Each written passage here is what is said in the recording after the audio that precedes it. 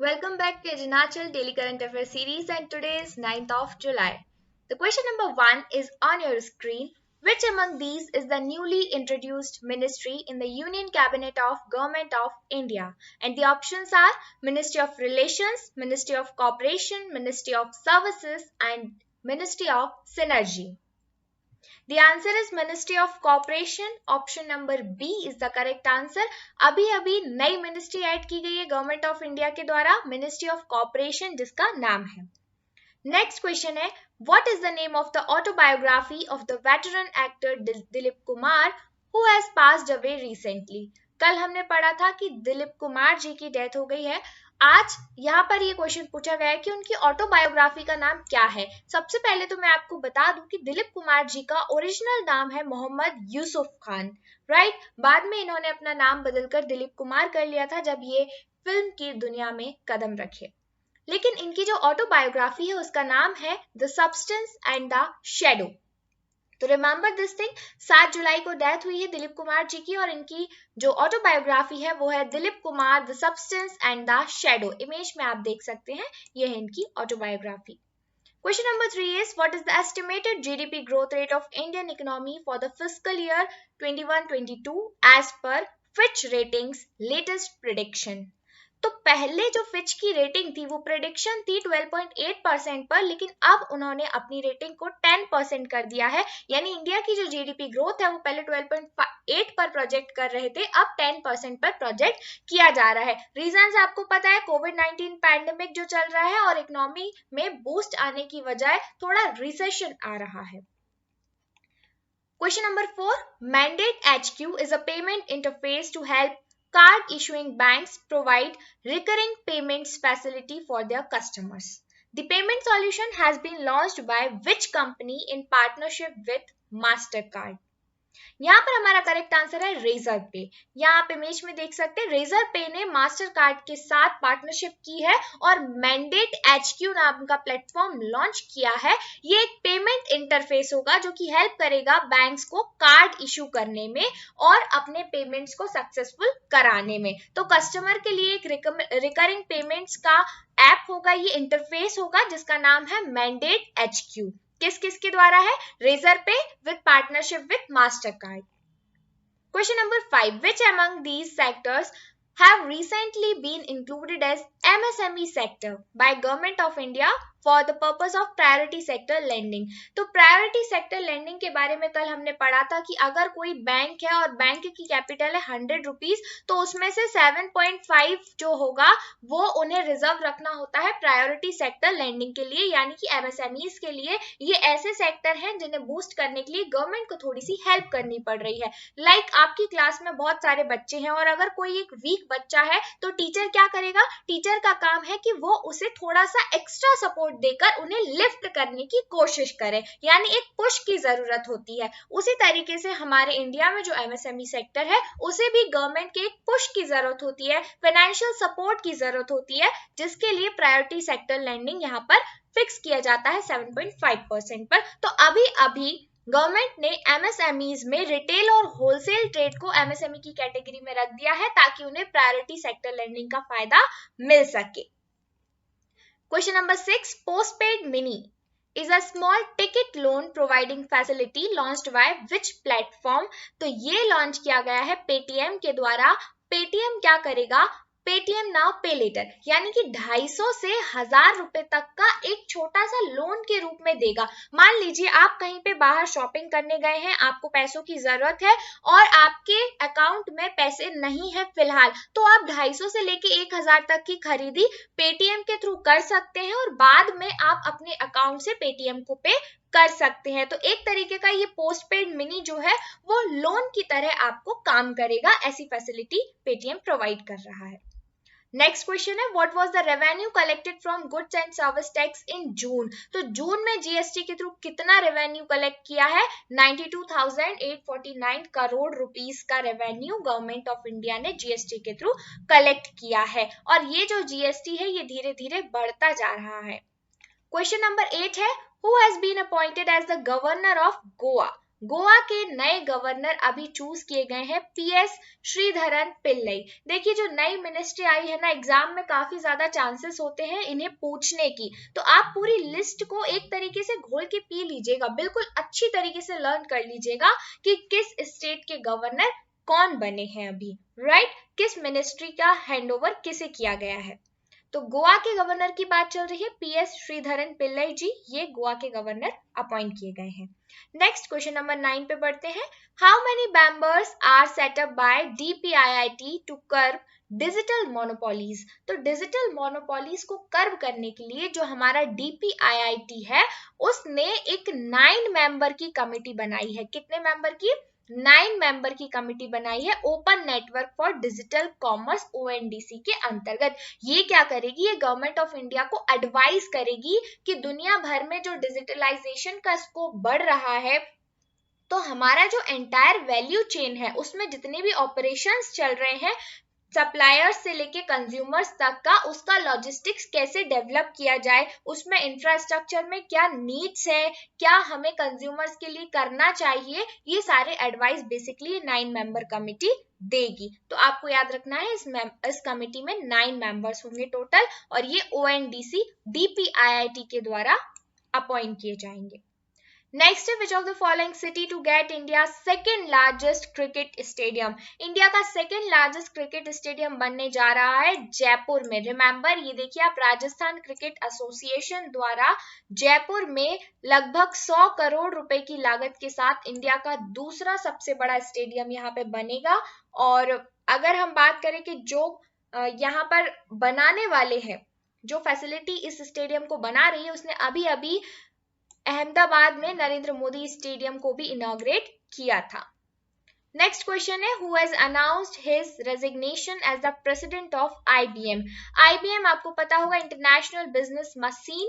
तो इस ऑर्गेनाइजेशन के प्रेसिडेंटशिप से अभी अभी जिन्होंने रिजाइन किया है वो है जिम व्हाइटहर्स्ट। तो याद रखिएगा एग्जाम में क्वेश्चन ऐसे पूछा जा सकता है कि जिम व्हाइटहर्स्ट किसके प्रेसिडेंट थे, किसके CEO थे? तो IBM के। Remember. Next question number 12, which Indian state और UT has launched मुख्यमंत्री कोविड-19 परिवार आर्थिक सहायता योजना। देखो कोविड-19 में काफी सारे स्टेट्स ने अलग अलग योजनाएं लॉन्च की हैं, तो आप लोग प्लीज एक लिस्ट बना के रख लीजिएगा और याद कीजिएगा कि किस स्टेट की कौन सी योजना है। इस साल ना सही लेकिन अगली साल ये लाइट में हो सकता है कि भाई फलाने स्टेट ने, फलाने डिस्ट्रिक्ट ने कौन सी योजना लॉन्च की थी और उसमें क्या क्राइटेरियाज थे, राइट। तो अभी अभी दिल्ली गवर्नमेंट ने, दिल्ली के जो मुख्यमंत्री हैं उन्होंने कोविड-19 परिवार आर्थिक सहायता योजना लॉन्च की है। आप देख सकते हैं दिल्ली के CM हैं अरविंद केजरीवाल जी। इसमें क्या होगा, इस स्कीम के अंतर्गत हर उस फैमिली को 50,000 रुपीज दिए जाएंगे जिन्होंने कोविड-19 की वजह से अपने परिवार के किसी सदस्य को खो दिया है, और इसके साथ ही लगभग 2500 रुपीज पर मंथ उन फैमिलीज को दिए जाएंगे जिस फैमिली ने अपने परिवार के कमाने वाले सदस्य को खो दिया है। यानी कि जिससे जो इनकम का सोर्स थे अगर वही नहीं रहे तो मंथली जो खर्चा है उसके लिए भी 2500 रुपए सरकार देगी।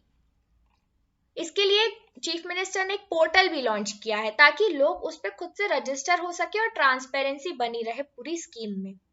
नेक्स्ट क्वेश्चन नंबर 13 है which country hosted the BRICS education minister 2021। तो ब्रिक्स एजुकेशन मिनिस्टर 2021 को होस्ट किया है इंडिया ने। रिमेंबर, इंडिया जिसके चेयरपर्सन होता है या जिस साल होस्ट करता है वो क्वेश्चंस हमारे लिए काफी इंपॉर्टेंट हो जाते हैं। तो यहाँ पर ब्रिक्स एजुकेशन मिनिस्टर्स की जो मीटिंग हुई है 2021 में वो इंडिया में हुई है और ये 13th ब्रिक्स समिट है, राइट। तो याद रखना 13th BRICS summit. Sanjay Dhotre जो कि हमारे यहाँ मिनिस्टर ऑफ स्टेट है एजुकेशन के लिए, इन्होंने इसे चेयर किया है 8th ब्रिक्स एजुकेशन मिनिस्टर को। अगर हम ब्रिक्स समिट की बात करें तो ये 13th ब्रिक्स समिट था, लेकिन अगर हम सिर्फ एजुकेशन मिनिस्टर मीटिंग की बात करें तो ये 8th नंबर की थी। रिमेंबर, दोनों में आपको कंफ्यूज नहीं होना है। क्या इसका मोटिव था? इसका मोटिव था कि एकेडमिक कोलैबोरेशंस जो होते हैं हायर एजुकेशन में उन्हें किस तरह से और ज्यादा एनहांस किया जाए, या फिर जो रनिंग प्रॉब्लम्स है, जो इश्यूज हैं, उन्हें कैसे हम रिजॉल्व करें। ब्रिक्स की अगर आप बात करो तो देखो ब्रिक्स में आपको पता होना चाहिए कि कौन कौन से कंट्री शामिल है। तो ब्रिक्स में बी का मतलब है Brazil, then Russia, India, China और साउथ अफ्रीका। ये पांच जो कंट्रीज है वो ब्रिक्स में शामिल हैं। आगे बढ़ते हैं। Grand Ethiopian renaissance dam is located on the bank of which river? Grand Ethiopian renaissance dam. अब यहाँ पे आपको एक चीज पे पॉइंट आउट करना, इथियोपिया वर्ड आ रहा है तो सबसे पहले तो आपको पता होना चाहिए कि इथियोपिया की लोकेशन कहाँ पे है। ये अफ्रीका कॉन्टिनेंट की एक कंट्री है। अभी हम मैप में समझेंगे पूरी तरीके से। यहाँ पर हमारा आंसर है नाइल, यानी ग्रैंड इथियोपियन रेनेसा डैम ये नाइल रिवर पे इनॉग्रेट किया गया है। तो अब आपको समझना है कि ये जो डैम है ये अफ्रीका का लार्जेस्ट हाइड्रो इलेक्ट्रिक प्रोजेक्ट होने वाला है जब ये कंप्लीट हो जाएगा। और इजिप्ट और सूडान के अकॉर्डिंग इथियोपिया ने सेकेंड फेज अपना इस डैम के रिजर्वायर के लिए शुरू कर दिया है, यानी कि डैम बनके तैयार हो गया है। अब रिजर्वायर पे काम चल रहा है जो कि ब्लू नाइल पे बनेगा।